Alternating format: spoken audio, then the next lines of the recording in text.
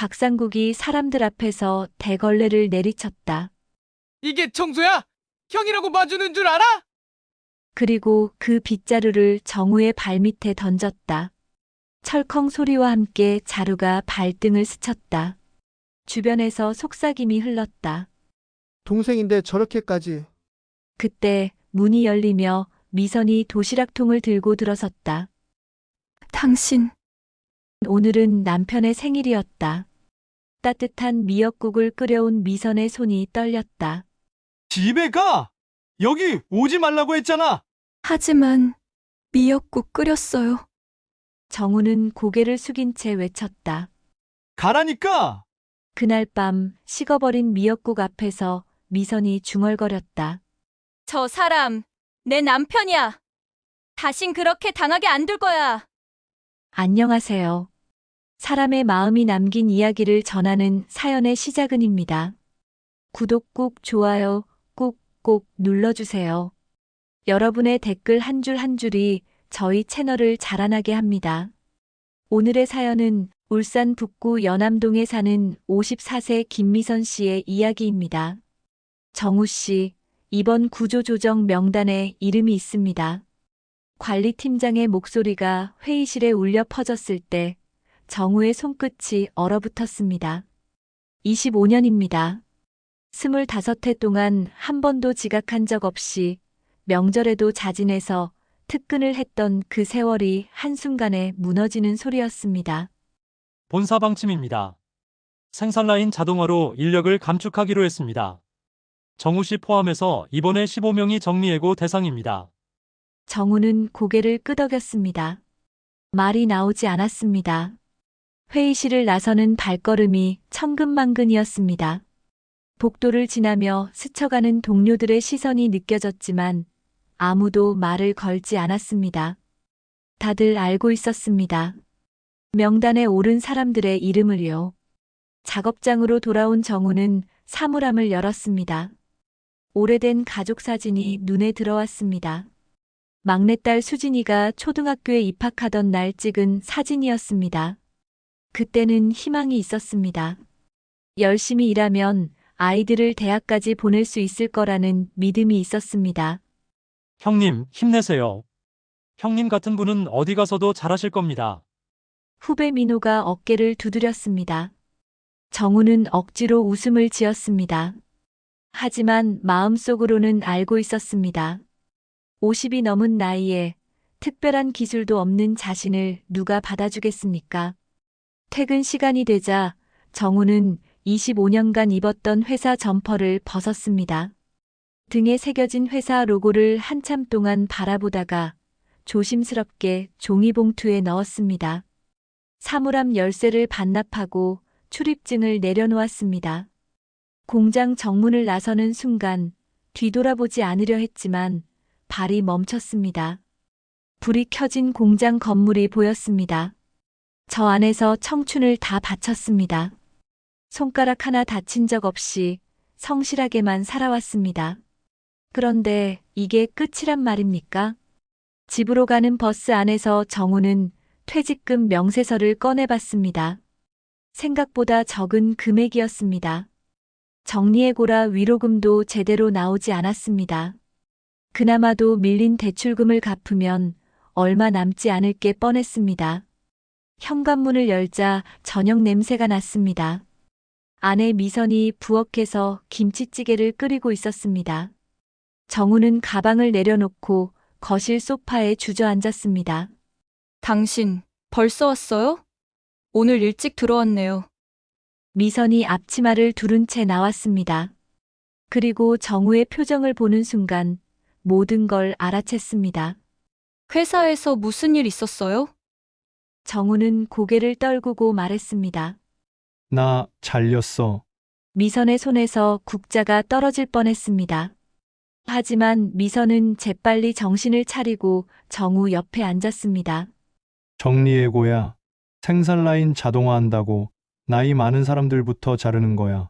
한참 동안 침묵이 흘렀습니다. 벽식의 초침 소리만 똑딱똑딱 울렸습니다.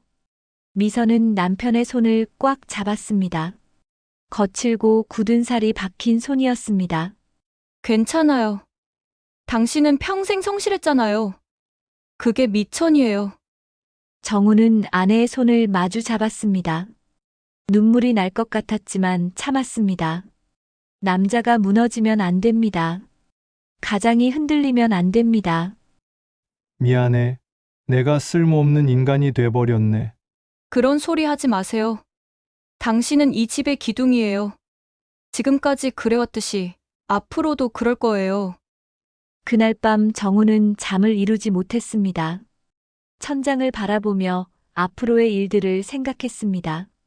취업 포털 사이트를 뒤져봤지만 50대를 찾는 곳은 없었습니다. 며칠이 지났습니다. 퇴직금으로 밀린 대출을 정리하고 나니 통장 잔고는 300만 원이 채 되지 않았습니다. 카드값 독촉 문자가 연달아 왔습니다. 전기요금 고지서도 노란 봉투로 바뀌었습니다. 미선은 마트 계산대 일을 더 늘렸습니다. 아침 9시부터 밤 10시까지 일했습니다. 정우는 아내를 보며 가슴이 찢어지는 것 같았습니다. 집에 돌아온 미선은 다리를 주물렀습니다. 종일 서 있느라 다리가 퉁퉁 부었습니다. 당신, 이러지 마요. 내가 뭐라도 해야죠. 정우가 말했지만 미선은 고개를 저었습니다. 괜찮아요. 당신도 금방 일자리 구할 거예요. 하지만 현실은 녹록지 않았습니다. 정우는 매일 구인구직 사이트를 뒤졌지만 50이 넘은 남자를 원하는 곳은 없었습니다. 그러던 어느 날 저녁 휴대폰이 울렸습니다. 발신자는 박상국, 정우의 친형이었습니다. 정우야, 나 형이다. 예, 형님. 소식 들었어? 회사에서 달렸다며? 정우는 입술을 깨물었습니다. 형이 어떻게 알았을까 싶었지만 이내 짐작이 갔습니다. 미선이 아마도 형수님께 말했을 겁니다. 예, 정리해고 당했습니다. 그래. 힘들겠구만. 그래서 말인데 내 빌딩 청소 일 좀 해볼래? 일 구할 때까지만이라도.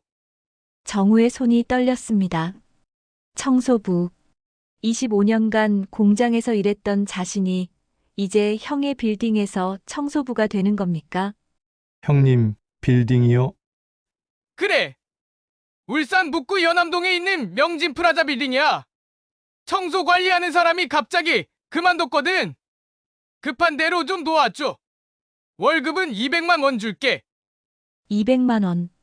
마트에서 고생하는 아내 생각이 났습니다. 자존심을 지킬 때가 아니었습니다. 알겠습니다, 형님. 하겠습니다.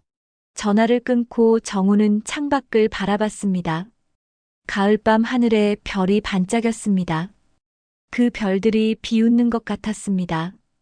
다음 날 아침 정우는 형이 보낸 주소로 향했습니다. 울산 북구 연암동이었습니다. 빌딩 앞에 섰을 때 정우는 고개를 들어 건물을 올려다봤습니다. 15층짜리 깔끔한 상가 빌딩이었습니다. 정우야! 박상국이 건물 입구에서 손을 흔들었습니다. 명품 시계를 찬 손목이 햇빛에 반짝였습니다. 형님, 왔구만. 자, 이리 와봐. 청소 도구는 여기 창고에 다 있어. 정우는 형을 따라 지하 창고로 내려갔습니다. 그곳에는 걸레, 청소기, 각종 세제들이 놓여 있었습니다. 어렵지 않아. 매일 아침 로비랑 복도 청소하고 화장실 관리하면 돼. 쓰레기는 저녁에 수거하고. 정우는 고개를 끄덕였습니다. 말이 나오지 않았습니다.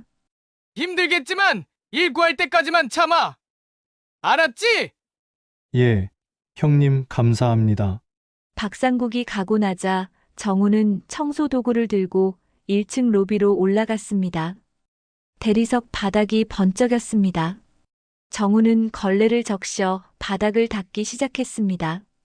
무릎을 꿇고 바닥을 닦는 자신의 모습이 유리창에 비쳤습니다. 이게 나인가? 정우는 눈을 감았습니다. 하지만 멈출 수 없었습니다. 살아야 했으니까요. 다음 날 새벽 5시 정우는 빌딩 지하 1층에서 청소를 시작했습니다. 형광등 불빛 아래 대걸레를 들고 복도를 닦았습니다. 손에 물집이 잡혔습니다. 25년간 기계를 다루던 손이었지만 걸레질은 또 다른 고통이었습니다. 물집이 터지면서 손바닥에서 진물이 배어 나왔지만 정우는 멈추지 않았습니다. 아침 8시가 되자 출근하는 직장인들이 로비를 지나갔습니다. 정장을 차려입은 젊은 사람들이었습니다. 정우는 고개를 숙이고 바닥만 닦았습니다. 시선이 느껴졌습니다. 저 사람 박 회장 동생 아니야?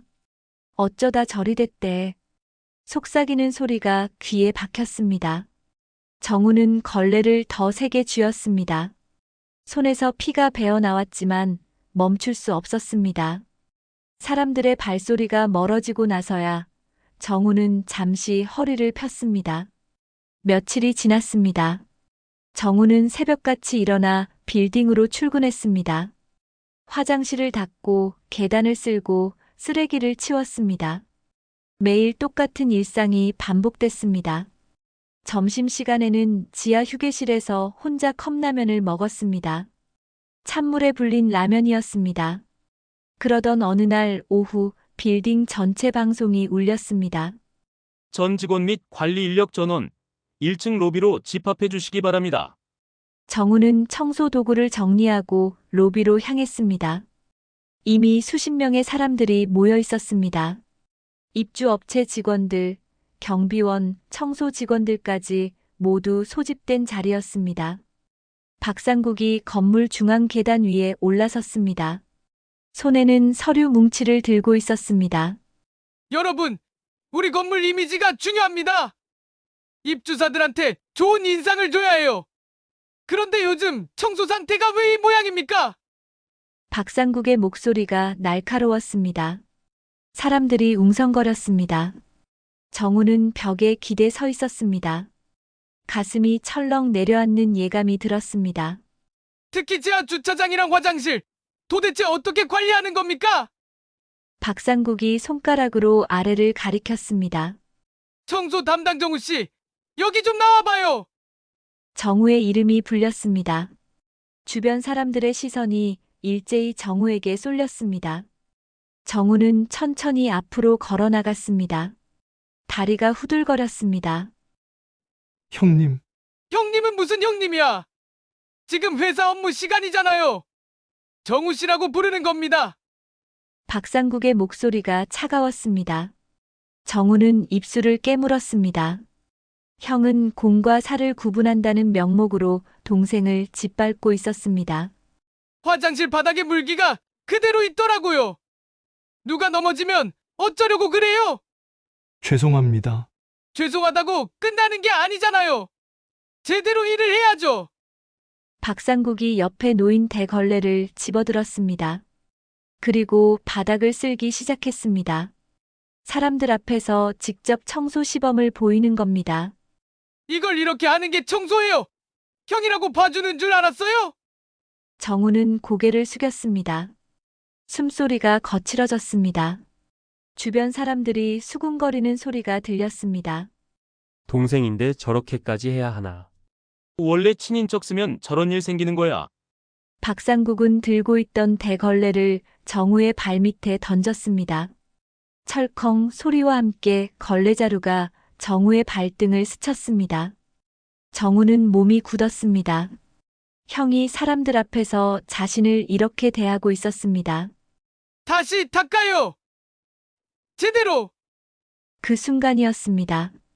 빌딩 입구 유리문이 열리는 소리가 났습니다. 보온 도시락통을 든 미선이 들어섰습니다. 오늘은 정우의 생일이었습니다. 미선은 새벽부터 일어나 미역국을 끓이고 밥을 지었습니다. 따뜻한 도시락을 남편에게 갖다 주려던 참이었습니다. 미선은 로비에 모인 사람들을 보고 걸음을 멈췄습니다. 그리고 중앙에 서 있는 남편을 봤습니다. 바닥에 던져진 대걸레를 봤습니다. 아주버님 박상국의 차가운 표정을 봤습니다. 당신, 미선의 입에서 작은 소리가 새어나왔습니다. 정우는 미선을 봤습니다. 눈이 마주쳤습니다. 정우는 황급히 고개를 돌렸습니다. 아내에게 이런 모습을 보이고 싶지 않았습니다. 미선의 손이 떨렸습니다. 도시락통을 꽉 쥐었습니다. 아주버님이 남편을 저렇게 대하고 있었습니다. 사람들 앞에서요. 생일인 오늘 이런 일이 벌어지고 있었습니다. 박상국은 집합을 해산시켰습니다. 사람들이 흩어지기 시작했습니다. 정우는 바닥에 놓인 대걸레를 집어들었습니다. 미선이 다가왔습니다. 당신, 여보, 점심 같이 먹자고 했는데. 미선이 도시락통을 내밀었습니다. 하지만 정우는 받지 않았습니다. 집에 가! 여기 오지 말라고! 하지만 오늘 당신 생일이잖아요. 미역국 끓였어요. 정우는 고개를 돌렸습니다. 미선에게 얼굴을 보이고 싶지 않았습니다. 창피했습니다. 수치스러웠습니다. 자신이 형에게 짓밟히는 모습을 아내가 봤다는 게 견딜 수 없었습니다. 가, 빨리 가! 정우의 목소리가 떨렸습니다. 미선은 그 자리에 멈춰 섰습니다. 남편이 자신을 밀어내고 있었습니다. 도시락통을 든 손이 후들거렸습니다. 미선은 천천히 몸을 돌렸습니다. 그리고 빌딩 밖으로 걸어 나갔습니다. 찬바람이 뺨을 때렸습니다. 손에 든 도시락통이 아직 따뜻했습니다. 미선은 하늘을 올려다봤습니다. 구름이 무겁게 드리워져 있었습니다. 그날 저녁 미선은 식탁에 도시락을 그대로 올려두었습니다. 뚜껑을 열자 식어버린 밥과 미역국이 보였습니다. 김이 다 빠져나간 음식이었습니다. 미선은 의자에 앉아 그 음식을 바라봤습니다. 정우는 밤 9시가 넘어서야 집에 돌아왔습니다. 온몸이 땀과 먼지로 범벅이었습니다. 거실에는 미선이 식탁에 앉아 있었습니다. 차가워진 미역국이 놓여 있었습니다. 당신 생일인데. 미역국. 미선이 말을 잇지 못했습니다.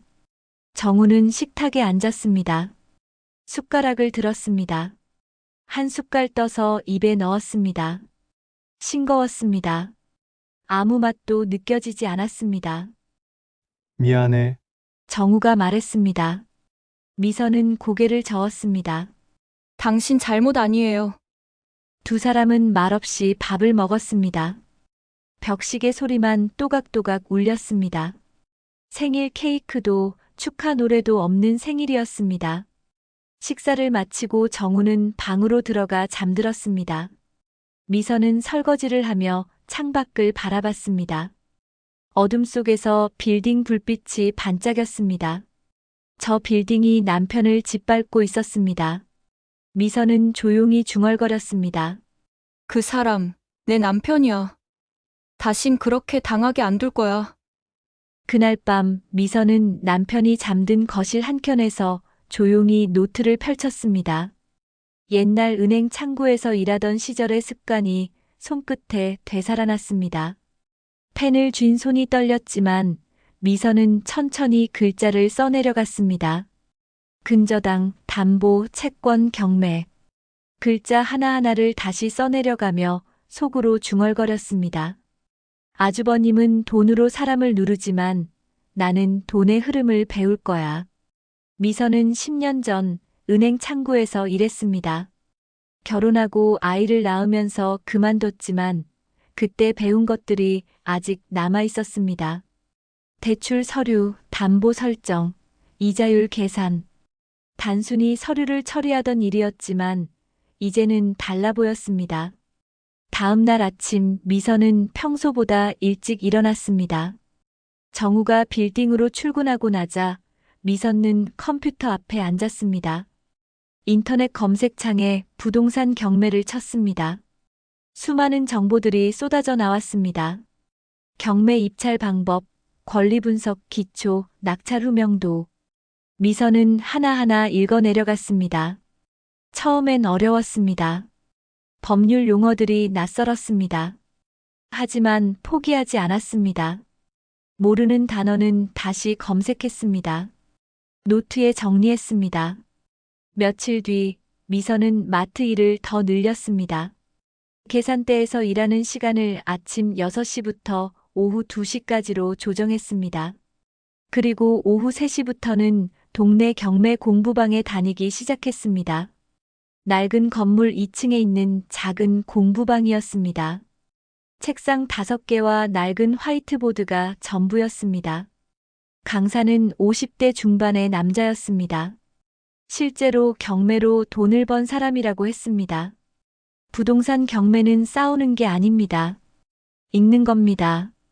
등기부등본을 읽고 권리관계를 읽고 사람들의 욕심을 읽는 거예요. 강사의 말이 미선의 가슴에 박혔습니다. 미선은 앞자리에 앉아 한 글자도 놓치지 않으려 애썼습니다. 처음엔 숫자와 서류가 낯설었습니다. 근저당권, 전세권, 가압류. 단어만 들어도 머리가 아팠습니다. 하지만 얼마 지나지 않아 흐름이 눈에 들어왔습니다. 아, 이게 이렇게 돌아가는 거였구나. 미선은 매일 밤 복습했습니다. 정우가 잠든 후 거실 책상에 앉아 노트를 펼쳤습니다. 그날 배운 내용을 다시 써내려갔습니다. 이해가 안 되는 부분은 빨간 펜으로 표시해뒀다가 다음 날 강사에게 물었습니다. 한 달이 지났습니다. 미선은 이제 등기부등본을 읽을 수 있었습니다. 어떤 권리가 먼저 설정됐는지, 어떤 채권이 경매로 소멸되는지 알게 됐습니다. 그러던 어느 날 공부방 강사가 미선에게 말했습니다. 미선 씨, 실전 경험이 필요해요. 공부만으로는 한계가 있어요. 어떻게 하면 될까요? 부동산 사무실에서 일해보세요. 거기서 실제 계약서 보고 등기 처리하고 사람들 만나면서 배우는 게 100배 빠릅니다. 미선은 고개를 끄덕였습니다. 마침 지인이 부동산 사무실을 운영한다는 얘기를 들은 적이 있었습니다. 며칠 뒤 미선은 동네 부동산 사무실 문을 두드렸습니다. 연암공 인중개사사무소라는 간판이 걸려 있었습니다. 사장은 50대 후반의 여자였습니다.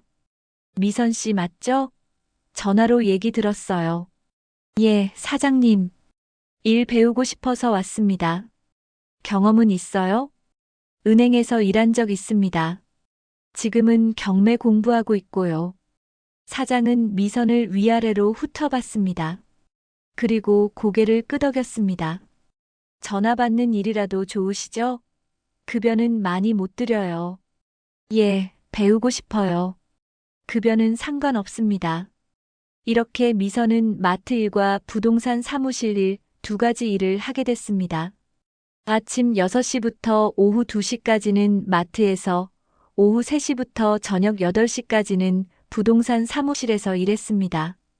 그곳은 하루 종일 계약서와 등기부등본이 오갔습니다. 임대차 계약, 매매 계약, 경매 공고, 권리 분석표. 미선은 전화를 받고 서류를 정리하고 등기부등본을 복사했습니다. 단순한 일이었지만 미선은 그 안에서 세상이 어떻게 움직이는지 배워나갔습니다. 사장님이 잠시 자리를 비운 사이 미선은 몰래 메모를 했습니다.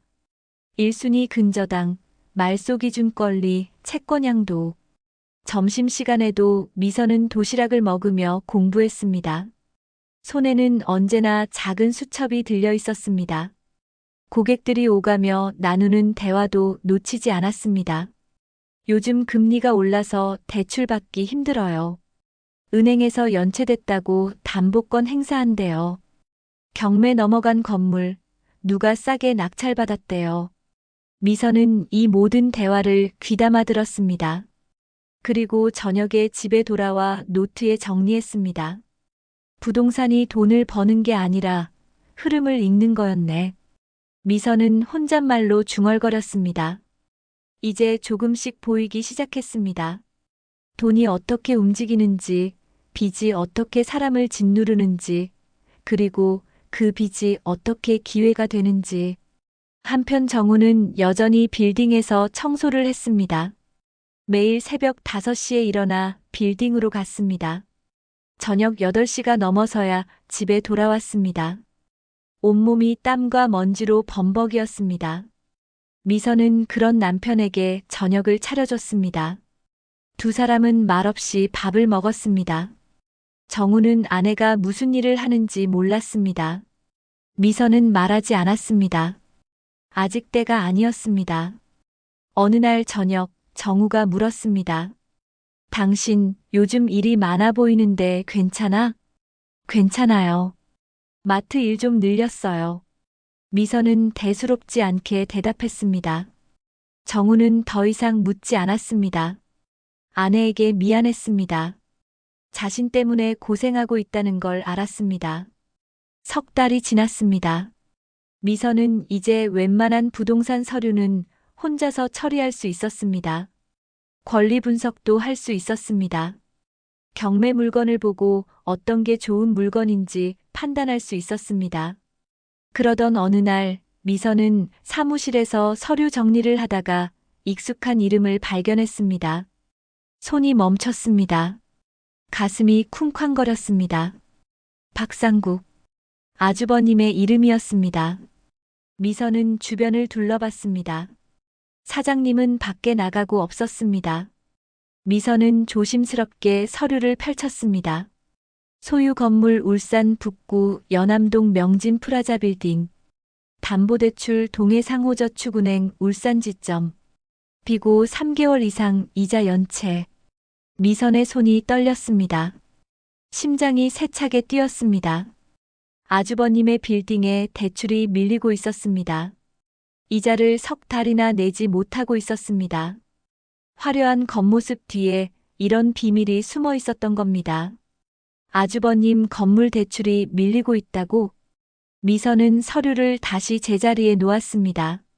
하지만 그 내용은 머릿속에 고스란히 남았습니다.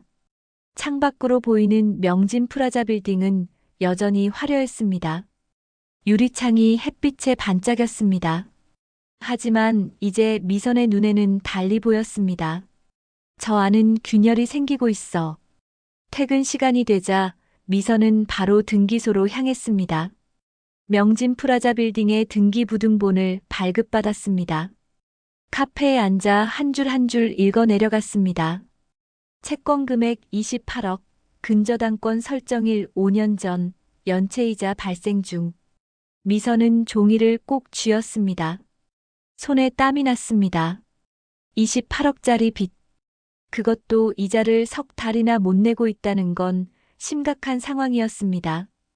곧 은행에서 경매 신청을 할 겁니다. 미선은 커피를 한 모금 마셨습니다. 차가워진 커피였습니다. 생각이 복잡했습니다. 아주버님이 재정적으로 어려움에 처해 있다는 건 분명했습니다. 그런데도 남편을 사람들 앞에서 짓밟았습니다. 빚에 쪼들리면서도 체면을 유지하려고 했던 겁니다. 이게 기회야. 당신 자존심, 내가 여기서 되찾는다. 미선은 작게 중얼거렸습니다. 주변 사람들이 이상하게 쳐다봤지만 개의치 않았습니다. 미선은 노트를 꺼내 메모했습니다. 명진 프라자 빌딩, 채권 금액 28억, 이자, 연체 3개월, 경매 진행 임박. 집에 돌아온 미선은 인터넷을 검색했습니다. 부실 채권, 경매, 채권 매입. 온갖 정보들이 쏟아져 나왔습니다. 부실 채권은 은행이 회수하기 어려운 대출을 헐값에 파는 것이었습니다. 개인도 살 수 있다고 나와 있었습니다. 하지만 돈이 문제지. 미선은 통장을 확인했습니다. 500만 원. 터무니없이 부족한 금액이었습니다. 하지만 포기할 수 없었습니다. 다음 날 아침 미선은 사무실에 출근하자마자 사장님에게 물었습니다. 사장님, 혹시 부실 채권은 개인도 살 수 있나요? 사장은 서류를 보다가 고개를 들었습니다. 부실 채권? 갑자기 왜 그런 걸 물어봐요? 공부하다 보니까 궁금해서요. 사장은 안경을 벗고 미선을 봤습니다. 이론적으론 가능하죠. 은행에서 회수 안 되는 채권을 헐값에 내놓거든요. 그걸 사서 직접 회수하거나 경매 넘기면 되는데. 그럼 어떻게 사요? 사장은 웃었습니다. 비웃는 듯한 웃음이었습니다. 미선 씨, 이런 거 사서 돈 버는 사람 거의 없어요. 겁 없는 사람 아니면 못해요. 자칫 잘못하면 돈만 날리고 끝나죠. 미선은 고개를 들었습니다. 눈빛이 달라져 있었습니다. 그럼 그 겁 없는 사람이 제가 되면 되겠네요. 사장은 놀란 표정으로 미선을 봤습니다. 진심이에요? 예. 무슨 물건 보신 거예요? 미선은 잠시 망설이다가 말했습니다. 명진 프라자 빌딩이요. 사장의 표정이 굳어졌습니다. 그거 박상국 회장 건물 아니에요? 미선 씨 남편분 일하시는 곳. 맞습니다. 미쳤어요? 그거 28억짜리 채권이에요. 미선 씨가 어떻게 감당해요? 미선은 입술을 깨물었습니다. 방법을 찾을 겁니다. 사장은 한숨을 쉬었습니다. 미선 씨, 현실을 보세요. 그건 부인이 건드릴 일이 아니에요. 하지만 미선의 마음은 이미 굳어져 있었습니다. 퇴근 후 미선은 동해상호저축은행을 찾아갔습니다. 창구 직원에게 물었습니다. 명진 프라자 빌딩 채권 관련해서 상담받고 싶은데요. 직원은 컴퓨터를 확인했습니다. 고객님, 그 채권은 현재 부실 채권으로 분류돼서 매각 절차 진행 중입니다. 매각 가격이 얼마죠? 최저 매각가가 14억 원입니다. 14억. 절반 가격이었습니다. 하지만 여전히 큰 돈이었습니다. 분할 납부 가능한가요? 직원은 고개를 저었습니다. 일시불만 가능합니다. 미선은 은행을 나왔습니다. 찬바람이 얼굴을 때렸습니다. 14억. 어떻게 마련할까? 미선은 걸으며 생각했습니다. 집에 돌아온 미선은 모든 재산을 정리해봤습니다. 마트에서 번 돈, 부동산 사무실 월급, 적금 모두 합쳐도 1,000만 원이 채 안 됐습니다. 결혼 반지를 팔면 200만 원 더 나올까 말까였습니다. 미선은 노트에 계산을 했습니다. 14억을 모으려면 100년은 걸릴 것 같았습니다. 불가능했습니다. 그날 밤 정우가 퇴근했습니다. 미선은 저녁을 차리며 남편을 봤습니다. 여전히 피곤한 얼굴이었습니다. 손에는 물집 자국이 남아 있었습니다. 당신 밥 먹어요. 두 사람은 말없이 밥을 먹었습니다. 정우가 물었습니다. 당신 요즘 무슨 생각 많이 하는 것 같은데. 무슨 일 있어? 미선은 고개를 저었습니다.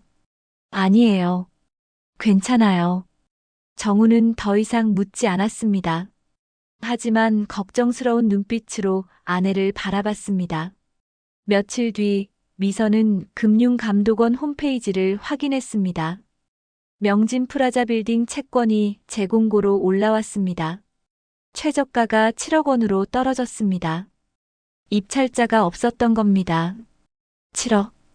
여전히 큰 돈이었지만 14억보다는 나았습니다.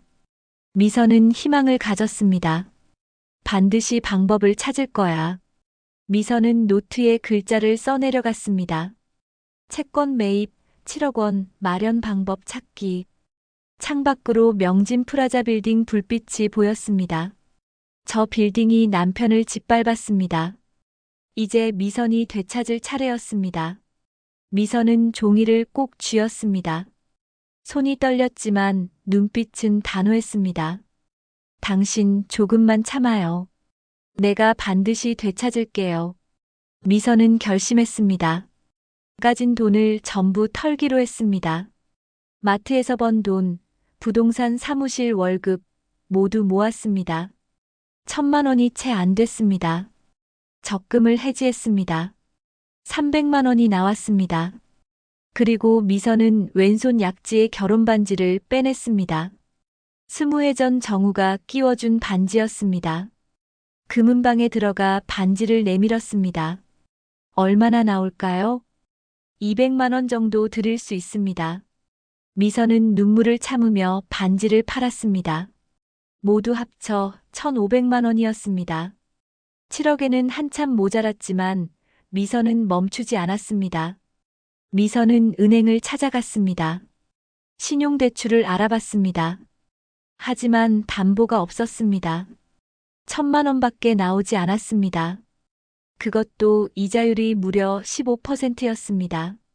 대출받겠습니다. 미선은 서류에 서명했습니다. 2,500만 원. 여전히 부족했습니다. 경매 공부방 강사에게 전화를 걸었습니다. 선생님, 부실 채권 입찰할 때 계약금만 내고 나중에 잔금 내는 방법 없나요? 그건 안 됩니다. 일시불이에요. 근데 미선 씨, 무슨 물건 보신 거예요? 명진 프라자 빌딩이요. 강사는 한참 침묵하다가 말했습니다. 미선 씨, 그거 7억짜리예요. 돈 준비 안 되면 입찰하지 마세요. 자칫하다간 보증금만 날립니다. 미선은 전화를 끊었습니다. 하지만 포기하지 않았습니다. 동해상호저축은행을 다시 찾아갔습니다. 이번엔 지점장을 만났습니다. 지점장님, 명진 프라자 빌딩 채권 매입하고 싶습니다. 제가 2,500만 원 있습니다. 일단 계약금으로 내고 나머지는 시간을 주시면 안 될까요? 지점장은 고개를 저었습니다. 부인, 그건 불가능합니다. 규정상 일시불만 받습니다. 제발 부탁드립니다. 방법을 찾아보겠습니다. 지점장은 한숨을 쉬었습니다. 부인, 현실을 보세요. 2,500만 원으로는 아무것도 못합니다. 미선은 은행을 나왔습니다. 비가 내리기 시작했습니다. 우산도 없이 걸었습니다. 옷이 젖었지만 개의치 않았습니다. 며칠 뒤 미선은 마지막 방법을 생각해냈습니다. 부실 채권을 직접 사는 게 아니라 경매로 넘어간 빌딩을 낙찰받는 겁니다. 2,500만 원으로 입찰 보증금을 내고 낙찰되면 잔금을 마련하는 거였습니다. 미선은 법원 경매 사이트를 확인했습니다. 명진 프라자 빌딩이 드디어 경매로 올라왔습니다. 최저 입찰가는 10억 원이었습니다. 보증금은 10%, 1억 원이었습니다. 1억. 미선의 손이 떨렸습니다. 2,500만 원으로는 보증금도 못 냈습니다. 그날 밤 미선은 집에서 울었습니다. 정우가 잠든 후 화장실에 들어가 소리 없이 눈물을 흘렸습니다. 모든 게 막막했습니다. 하지만 다음 날 아침 미선은 다시 일어났습니다. 경매 공부방 강사에게 다시 전화를 걸었습니다. 선생님, 공동 입찰 같은 거 가능한가요? 여러 명이 돈을 모아서. 가능하긴 한데 믿을 수 있는 사람이 있어야죠. 돈 문제는 항상 싸움으로 끝나요. 미선은 전화를 끊고 생각했습니다. 누구한테 부탁할까? 친구도 친척도 없었습니다. 모두 가난했습니다. 경매일이 다가왔습니다. 미선은 2,500만 원을 들고 법원에 갔습니다. 입찰표를 받아들고 적었습니다. 입찰가 2,500만 원. 터무니없이 낮은 금액이었습니다. 하지만 미선은 제출했습니다. 기적을 바랐습니다. 경매 결과 발표 시간이 됐습니다. 법원 게시판에 결과가 붙었습니다. 미선은 떨리는 손으로 확인했습니다. 1순위 낙찰자 김태준, 입찰가 13억 원. 2순위 박민수, 입찰가 12억 7천만 원. 미선의 이름은 훨씬 아래 있었습니다. 당연한 결과였습니다. 법원 밖 계단에 앉았습니다. 미선의 손이 떨렸습니다. 눈물이 났습니다. 이게 끝일까? 빌딩은 다른 사람 손으로 넘어갔습니다. 미선이 할 수 있는 건 아무것도 없었습니다. 그날 밤 정우가 물었습니다. 당신 요즘 어디 다녀와? 얼굴이 왜 그래? 미선은 더 이상 숨길 수 없었습니다. 당신, 사실은요. 미선은 그동안의 일을 모두 말했습니다. 경매 공부한 것, 부동산 사무실에서 일한 것, 아주버님 빌딩이 경매로 넘어간 것, 그리고 입찰했지만 실패한 것까지. 정우는 말없이 듣고 있었습니다. 이야기를 다 듣고 나서 한숨을 쉬었습니다. 괜히 시작했어. 형은 못 이겨. 우리 같은 사람이 어떻게 이겨? 미선은 눈을 감았습니다. 눈물이 흘러내렸습니다. 이건 싸움이 아니라 회복이야. 우리 잃은 걸 내가 찾아올 거야. 하지만 이미 끝났잖아. 빌딩은 다른 사람 손에 넘어갔어. 미선은 고개를 저었습니다. 아직 안 끝났어요. 낙찰자가 잔금을 못 내면 차순위로 넘어와요. 나 이순이었어요. 정우는 아내를 봤습니다. 눈빛이 달라져 있었습니다. 지친 얼굴이었지만 포기하지 않은 눈빛이었습니다. 당신은 아무 걱정 말아요. 내가 할게요. 그날 밤 미선은 잠들지 못했습니다. 창밖을 바라보며 생각했습니다. 낙찰자가 잔금을 못 낼 확률은 얼마나 될까? 13억 입찰한 사람이 돈이 없을 리 없었습니다. 하지만 미선은 희망을 놓지 않았습니다. 노트를 펼쳤습니다. 그리고 다시 계획을 세우기 시작했습니다. 차순위 낙찰 대비 잔금 마련 방법. 미선은 펜을 들고 생각했습니다. 정말 만약에 차순위로 넘어온다면 어떻게 할까? 12억 7천만 원. 2,500만 원으로는 택도 없었습니다.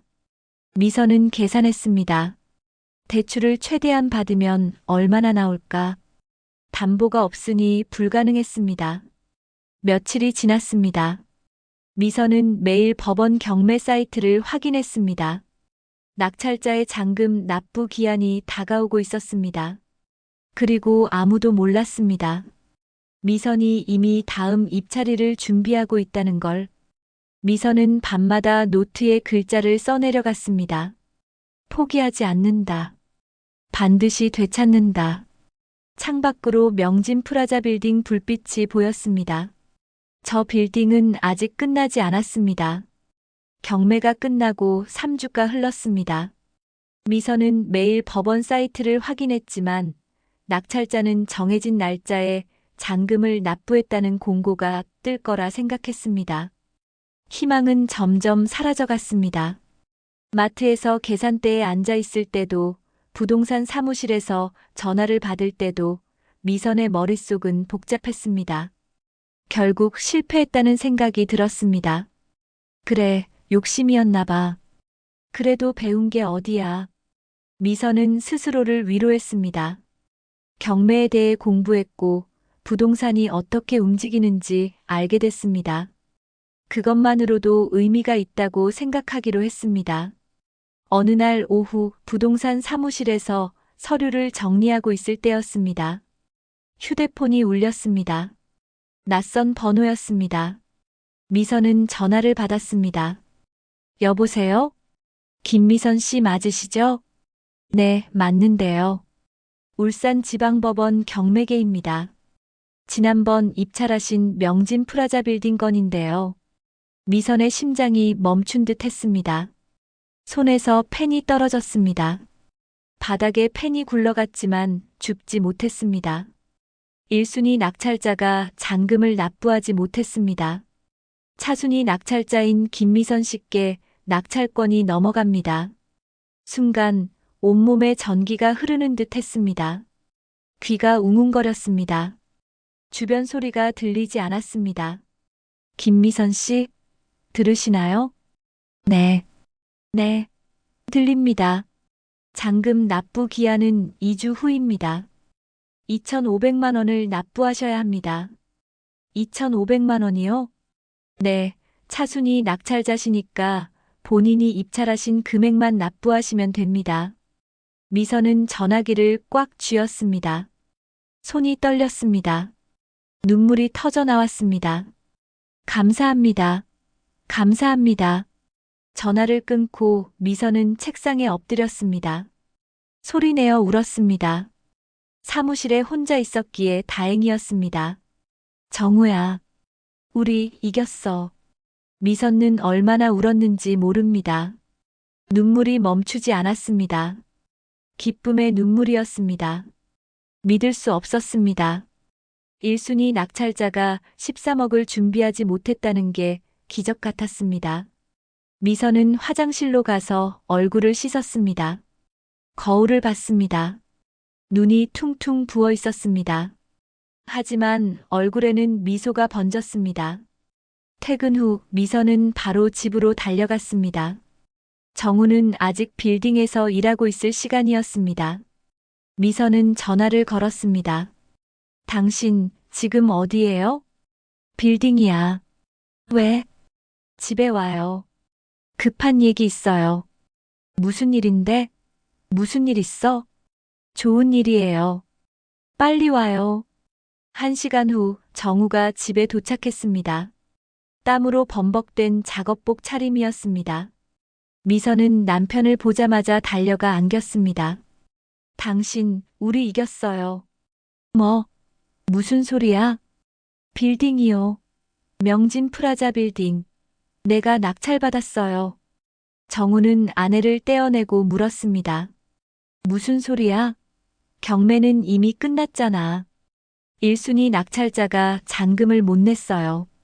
그래서 차순위인 나한테 넘어온 거예요. 정우는 입을 다물지 못했습니다. 믿을 수 없다는 표정이었습니다. 진짜야? 진짜예요. 법원에서 전화 왔어요. 정우는 소파에 주저앉았습니다. 현실감이 없었습니다. 그럼 잔금은 2,500만 원이요. 내가 입찰한 금액만 내면 돼요. 2,500만 원. 그 돈은 있어?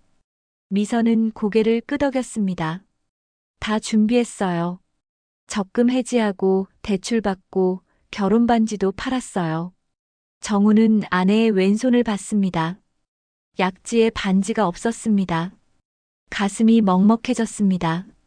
당신, 반지까지. 괜찮아요. 빌딩 되찾으면 새 반지 살 수 있어요. 정우는 아내를 꽉 안았습니다. 두 사람은 한참 동안 말없이 안고 있었습니다. 며칠 뒤 미선은 법원에 갔습니다. 잔금 2,500만 원을 납부했습니다. 영수증을 받아든 순간 손이 떨렸습니다. 이게 현실인가 싶었습니다. 일주일 후 등기소 창구에 섰습니다. 직원이 서류를 건넸습니다. 소유권 이전 등기 완료됐습니다. 미선은 서류를 받아들었습니다. 첫 페이지를 펼쳤습니다. 건물명 명진 프라자 빌딩. 소유자 김미선. 직인의 붉은 도장이 찍혀 있었습니다. 미선은 종이를 꽉 쥐었습니다. 눈물이 또 났습니다. 이건 복수가 아니라 회복이야. 우리가 다시 선 거야. 미선은 등기소를 나와 명진 프라자 빌딩 앞에 섰습니다. 15층짜리 건물이 햇빛에 반짝였습니다. 이제 이 빌딩은 미선의 것이었습니다. 미선은 건물 입구로 들어갔습니다. 로비에는 청소하는 사람들이 보였습니다. 정우도 그곳에 있었습니다. 대걸레를 들고 바닥을 닦고 있었습니다. 미선은 남편에게 다가갔습니다. 당신. 정우가 고개를 들었습니다. 미선이 봉투를 내밀었습니다. 등기부등본이에요. 확인해봐요. 정우는 봉투를 받아 서류를 꺼냈습니다. 천천히 읽어 내려갔습니다. 그리고 소유자 이름을 봤습니다. 김미선. 아내의 이름이었습니다. 정우의 손이 떨렸습니다. 서류를 쥔 손에 힘이 들어갔습니다. 당신. 이제 이 빌딩은 우리 거예요. 정우는 아내를 봤습니다. 눈가가 붉어졌습니다. 울음이 터질 것 같았지만 참았습니다. 주변에 사람들이 있었습니다. 그때 엘리베이터 문이 열렸습니다. 박상국이 내렸습니다. 명진 프라자 빌딩 사무실로 출근하는 길이었습니다. 박상국은 로비에서 동생 부부를 봤습니다. 정우야, 청소일 열심히 해야지. 왜 서 있어? 박상국이 다가왔습니다. 그리고 미선이 들고 있는 서류를 봤습니다. 그게 뭐야? 미선은 조용히 말했습니다. 등기부등본이에요. 이 건물 소유권이 바뀌었어요. 박상국의 표정이 굳어졌습니다. 뭐? 이제 이 빌딩 주인은 쟤예요. 박상국은 서류를 낚아챘습니다. 눈으로 빠르게 읽어 내려갔습니다. 소유자 김미선. 박상국의 얼굴이 하얗게 질렸습니다. 이게 무슨 소리야? 경매로 넘어간 거 아시잖아요. 제가 낙찰받았어요. 박상국은 믿을 수 없다는 표정으로 동생 부부를 봤습니다. 청소부 동생과 그 아내가 자신의 빌딩을 가져갔다는 게 현실이 아닌 것 같았습니다. 너희가 어떻게? 미선은 차분하게 말했습니다. 아주버님, 세상은 돈이 아니라 서류로 굴러가요. 며칠 뒤 명진 프라자 빌딩 관리단 회의가 열렸습니다. 매달 첫째 주 월요일 오전 10시 입주업체 대표들과 관리 책임자들이 모이는 정례 회의였습니다. 박상국은 여전히 회의실 상석에 앉아 있었습니다. 비록 건물 소유권은 넘어갔지만 자신이 운영하는 회사가 가장 큰 면적을 차지하고 있었기에 관리단 회장 자리는 유지하고 있었습니다. 회의실 문이 열렸습니다. 미선이 들어섰습니다. 단정한 정장 차림이었습니다. 손에는 서류 가방을 들고 있었습니다. 박상국은 미선을 보고 눈살을 찌푸렸습니다. 오늘은 뭐 하러 왔어, 미선 씨? 여기 청소부 가족이 들어올 자리가 아니야. 주변 사람들이 웅성거렸습니다. 미선은 태연하게 빈자리에 앉았습니다. 박상국 바로 맞은편이었습니다. 나가요. 여긴 관계자만 들어올 수 있어. 박상국의 목소리가 날카로웠습니다. 미선은 가방에서 봉투 하나를 꺼냈습니다. 조용히 회의 탁자 위에 올려놓았습니다. 소유권 이전 등기 완료 통지서예요. 박상국은 봉투를 빤히 쳐다봤습니다. 손을 뻗어 봉투를 열었습니다. 서류를 꺼내 읽기 시작했습니다. 얼굴이 점점 하얗게 질려갔습니다. 이게 뭐야? 보시는 그대로예요. 이제 이 빌딩의 새 주인은 저입니다. 순간 회의실이 술렁였습니다. 입주업체 대표들이 수군거리기 시작했습니다. 무슨 소리야? 박 회장 빌딩 아니었어? 경매 넘어갔다더니 진짜였네. 박상국은 서류를 탁자에 내던졌습니다. 이게 말이 돼? 동생 마누라가 내 빌딩을 가져가. 미선은 차분하게 대답했습니다. 아주버님 빌딩이 아니었어요. 은행 빌딩이었죠. 대출 이자를 못 내셔서 경매로 넘어간 거잖아요. 박상국의 얼굴이 붉어졌습니다.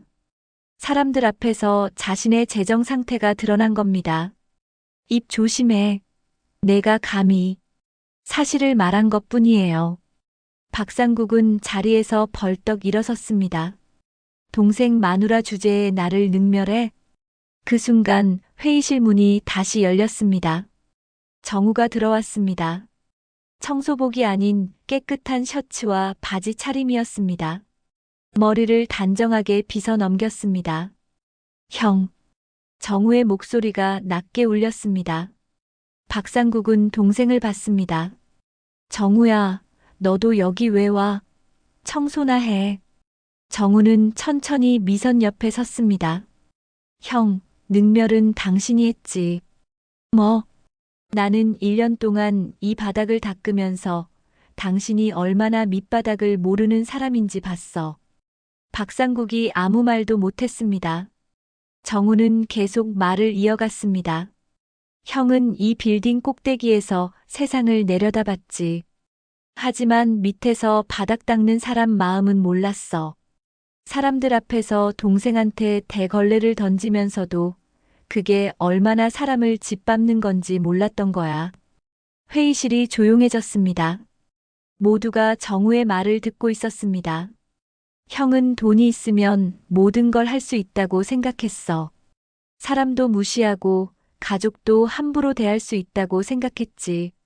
하지만 세상은 그렇게 안 돌아가더라고. 박상국은 입술을 떨었습니다. 말이 나오지 않았습니다. 정우는 고개를 들었습니다. 1년 동안 숙였던 고개를 처음으로 당당하게 들었습니다. 이제 이 빌딩 내가 다시 닦을 거야. 하지만 이번엔 주인으로서 형처럼 사람을 짓밟는 주인이 아니라 사람을 존중하는 주인이 될 거야. 미선은 남편의 손을 꽉 잡았습니다. 정우의 손이 따뜻했습니다. 박상국은 한참 동안 서 있다가 자리에 주저앉았습니다. 어깨가 축 처졌습니다. 한때 이 건물의 주인이었던 남자는 이제 그저 세입자에 불과했습니다. 회의 계속하시죠. 미선이 말했습니다. 그리고 의제를 꺼냈습니다. 첫 번째 안건입니다. 청소 직원 처우 개선에 대해 논의하겠습니다. 현재 청소 직원들 임금이 최저임금 수준입니다. 이를 30% 인상하고 주휴수당과 퇴직금을 제대로 지급하겠습니다. 입주업체 대표들이 고개를 끄덕였습니다. 박상국은 아무 말도 하지 못했습니다. 두 번째 안건입니다. 관리비 투명성 강화입니다. 매달 관리비 내역을 상세하게 공개하고 입주민들이 확인할 수 있도록 하겠습니다. 회의는 1시간 동안 진행됐습니다. 미선은 차분하게 회의를 이끌었습니다. 1년 동안 부동산 사무실에서 배운 것들이 빛을 발했습니다. 회의가 끝나고 사람들이 하나둘 자리를 떴습니다. 박상국도 일어섰습니다. 문을 나서려다가 멈춰 섰습니다. 뒤돌아봤습니다. 정우야. 정우가 형을 봤습니다. 형님. 미안하다. 박상국의 목소리가 떨렸습니다. 정우는 잠시 침묵하다가 고개를 끄덕였습니다. 알겠습니다. 박상국은 회의실을 나갔습니다. 뒷모습이 쓸쓸해 보였습니다. 미선과 정우는 회의실에 홀로 남았습니다. 두 사람은 창밖을 바라봤습니다. 울산 시내가 한눈에 들어왔습니다. 당신, 우리 정말 해냈어요. 미선이 말했습니다. 정우는 아내의 손을 꽉 잡았습니다. 다 당신 덕분이야. 나는 포기했었는데 당신이 끝까지 포기 안 했잖아. 아니에요. 당신이 1년 동안 버텨줬으니까 가능한 거였어요. 두 사람은 마주보며 웃었습니다. 그 웃음 속에는 지난 1년의 고통도, 눈물도, 그리고 희망도 담겨 있었습니다. 이제 시작이에요. 이 빌딩을 제대로 운영해야죠. 그래. 사람을 존중하는 빌딩으로 만들자. 정우는 창밖을 바라보며 다짐했습니다. 더 이상 바닥만 보며 걷지 않겠다고. 이제는 당당하게 앞을 보고 걷겠다고. 미선은 남편의 어깨에 머리를 기댔습니다. 따뜻한 햇살이 두 사람을 비쳤습니다. 당신 손 좀 봐요. 미선이 정우의 손을 들어 올렸습니다. 굳은 살과 물집 자국이 남아 있었습니다. 이 손으로 1년 동안 바닥 닦았죠. 이제 이 손으로 빌딩을 경영할 거예요. 정우는 자신의 손을 봤습니다. 거칠고 상처투성이었지만 이 손이 자랑스러웠습니다. 봄비가 내리던 날 정우는 빌딩 옥상에 올라갔습니다. 손에는 청소 도구를 들고 있었습니다. 1년 전처럼 바닥을 닦기 시작했습니다. 하지만 이번엔 달랐습니다. 일터가 아니라 자신의 건물이었습니다. 정우는 걸레질을 하다가 멈춰 섰습니다. 빗속에 서서 울산 시내를 내려다봤습니다. 1년 전 이 자리에서 바닥만 보고 있었습니다. 이제는 당당하게 세상을 바라볼 수 있었습니다. 빌딩 정문에는 새 간판이 걸려 있었습니다. 관리인실이라는 낡은 간판은 내려갔고 정우타워라는 새 간판이 그 자리를 차지했습니다. 명진프라자라는 이름도 바뀌었습니다. 정우와 미선 부부의 이름을 딴 빌딩이었습니다. 당신. 미선의 목소리가 들렸습니다. 옥상 문이 열리고 미선이 커피 2잔을 들고 올라왔습니다. 봄비를 맞으며 웃고 있었습니다. 비 맞으면서 뭐해요? 감기 걸려요. 그냥 생각하고 있었어. 미선은 정우 옆에 섰습니다. 커피 한 잔을 건넸습니다. 이제 좀 실감나요? 정우가 미소 지었습니다. 아직도 꿈 같아. 이게 다 당신 덕분이지. 아니에요. 당신이 버텼으니까 여기까지 온 거예요. 당신이 포기했으면 나도 할 수 없었어요. 두 사람은 빗속에서 커피를 마셨습니다. 따뜻한 커피가 목을 타고 내려갔습니다. 당신, 이제 뭐 할 거예요? 미선이 물었습니다. 정우는 잠시 생각하다가 말했습니다. 1년 동안 청소하면서 느낀 게 있어. 바닥에서 일하는 사람들이 얼마나 힘든지. 그 사람들 처우부터 개선할 거야. 좋은 생각이에요. 며칠 뒤 정우는 빌딩 청소 직원들을 모았습니다. 7명의 직원이었습니다. 모두 50대 이상이었습니다. 정우처럼 다른 곳에서 일하다가 정리에 고당한 사람들이었습니다. 여러분, 앞으로 임금을 30% 인상하겠습니다. 그리고 주휴수당과 퇴직금을 제대로 지급하겠습니다. 직원들이 놀란 표정으로 서로를 봤습니다. 사장님, 진심이세요? 물론입니다. 저도 여기서 청소 일했었습니다. 얼마나 힘든지 압니다. 한 직원이 눈물을 흘렸습니다. 감사합니다, 사장님. 정말 감사합니다. 정우는 그들의 손을 하나하나 잡았습니다. 굳은 살 박힌 손이었습니다. 자신의 손과 똑같았습니다. 한편 미선은 부동산 사무실을 열었습니다. 빌딩 1층에 작은 사무실을 마련했습니다. 하지만 돈을 받지 않았습니다. 무료 상담, 무료 경매 강의를 시작했습니다. 사장님, 돈을 안 받으시면 어떻게 해요? 직원이 물었습니다. 미선은 웃으며 대답했습니다.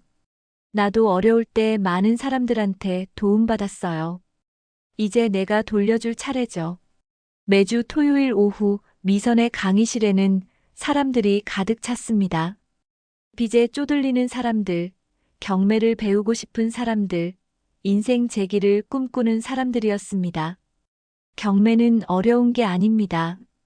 포기하지 않는 마음이 중요해요. 미선은 자신의 이야기를 들려줬습니다. 마트 계산대에서 일하던 이야기, 밤마다 경매 공부하던 이야기, 2,500만 원으로 빌딩을 되찾은 이야기. 사람들은 눈물을 흘리며 들었습니다. 희망을 얻었습니다. 저도 할 수 있을까요? 한 여자가 물었습니다. 50대 초반으로 보였습니다. 얼굴에 피곤함이 가득했습니다. 할 수 있어요. 포기하지 않으면 됩니다. 미선은 그 여자의 손을 잡았습니다. 따뜻했습니다. 어느 날 오후 빌딩 로비에 박상국이 찾아왔습니다. 예전처럼 화려한 옷차림이 아니었습니다. 수수한 셔츠에 청바지 차림이었습니다. 정우야.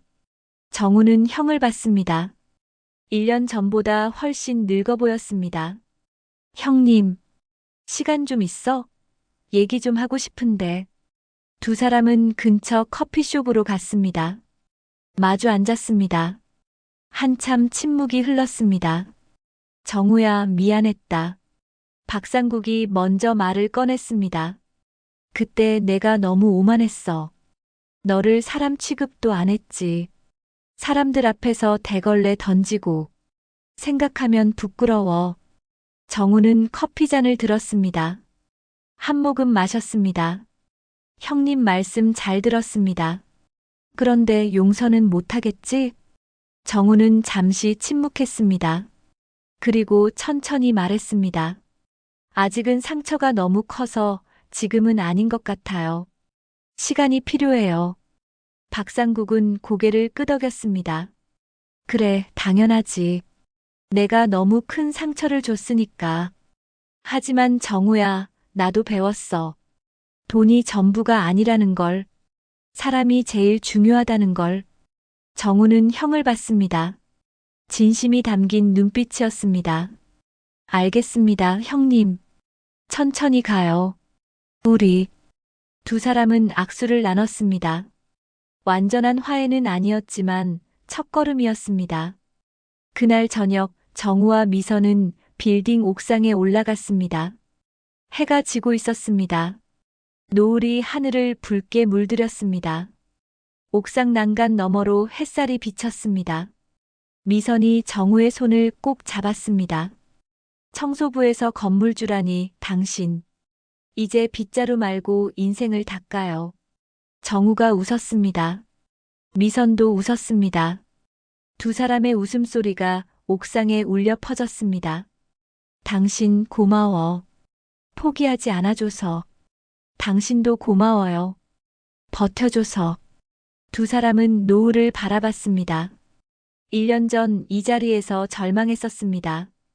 이제는 희망을 봤습니다. 미선의 사무실에는 오늘도 사람들이 찾아왔습니다.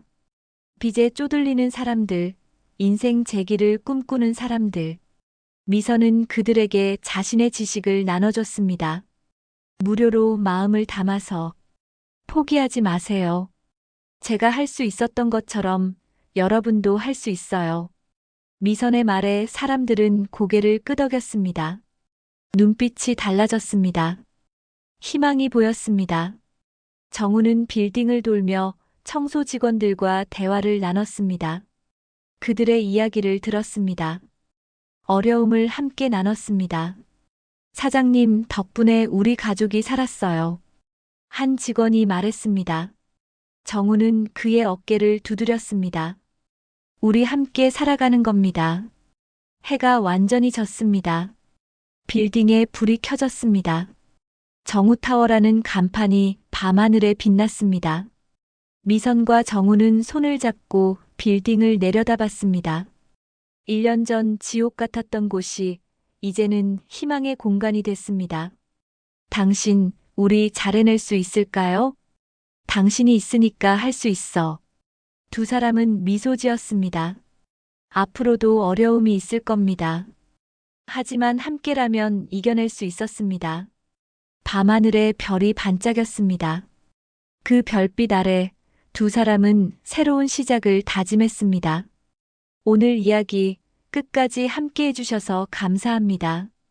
구독 한번, 좋아요 한번 눌러주시면 이야기가 계속될 힘이 됩니다. 여러분의 이야기가 곧 새로운 사연의 시작입니다. 내일은 더 따뜻하고 새로운 이야기로 찾아뵙겠습니다. 모두 사랑합니다.